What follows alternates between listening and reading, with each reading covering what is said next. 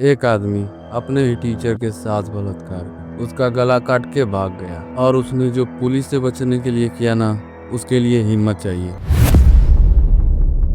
30 दिसंबर 1984 को जन्म होता है लिंडेसे हॉकर, जो टोक्यो जापान में इंग्लिश टीचर का कार्य करती थी। 21 वर्ष की आयु में एक दिन वह तासुया इच्छाहाशी, जिसकी उम्र 27 वर्ष थी, उससे मिली। तासुया लिंडेसे के पीछे पड़ गया। तासुया एक दिन लिंडेसे के अपार्टमेंट में जाकर लिंडेसे से पानी मांगा। तासुया कहा कि मुझे इंग्लिश टीचर की जरूरत है क्योंकि मुझे पढ़ाई के लिए विदेश जाना है। लिंडेसे उस पर तरस खाती है और उसे अपने अपार्टमेंट में आने की इजाजत दे देती है। लिंडेसे कहती है कि मुझे कुछ होता है तो मेरे रूममेट मुझे देख लेते हैं। कुछ दिनों बाद वे कैफे में मिले और लिंडेसे तासुया की पढ़ाई वहीं पे चालू कर दी। तासुया अपार्टमेंट के बाद लिंडेसे की आखिरी मुलाकात थी। इस मुलाकात के बाद लिंडेसे को कभी नहीं देखा गया। लिंडेसे के बारे में उसके रूममेट को चिंता होने लगी क्योंकि वह बहुत काफी समय से बाहर थी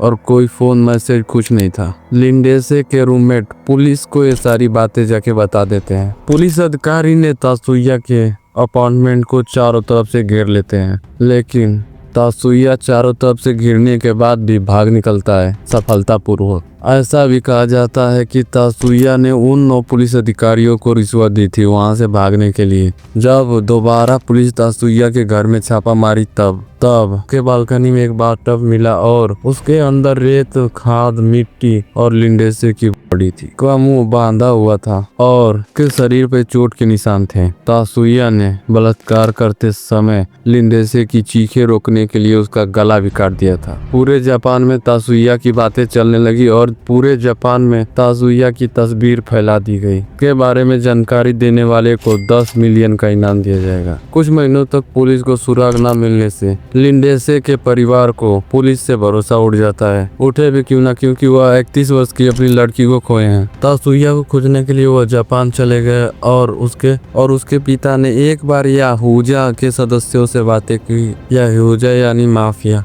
जापान के कहा। याहूजा ने उसके हत्याकार को खोजने के लिए कहा। इस बीच तासुया ने खुद को चेंज कर लिया था। उसके चेहरे पे जो 2 तिल थे उसे काटने के लिए कटर बॉक्स का इस्तेमाल किया और अपने होठ के निचले भाग को काटने के लिए कैंची का इस्तेमाल किया। अपने नाक को बदलने के लिए सिलाई की जाने वाली सुई का इस्तेमाल किया। जब यह सब अपने साथ कर सकता है तो सोचो उस लड़की पे क्या बीती होगी।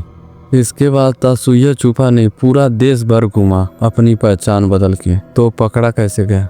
बस उसने अपने एक प्लास्टिक सर्जन को अपनी पहले की और बाद की तस्वीरें दिखा दी। बस 10 मिलियन तो उसके सर पे था ही। उस सर्जन ने पुलिस को इन्फॉर्म कर दिया। तासुया को डर था कि वह वहां से पकड़ा जाएगा तो वह वहां से भाग गए योकोनोवा नाव से। वहां पर भी कर्मचारियों ने उसे देखा और पुलिस को खबर कर दी, जहां उससे हत्या के आरोप में 2 साल बाद 10 नवंबर 2009 को आखिरकार गिरफ्तार कर लिया गया और 23 जुलाई 2011 को 32 वर्षीय तासुया को बलात्कार और हत्या के लिए आजीवन कारावास की सजा सुनाई गई।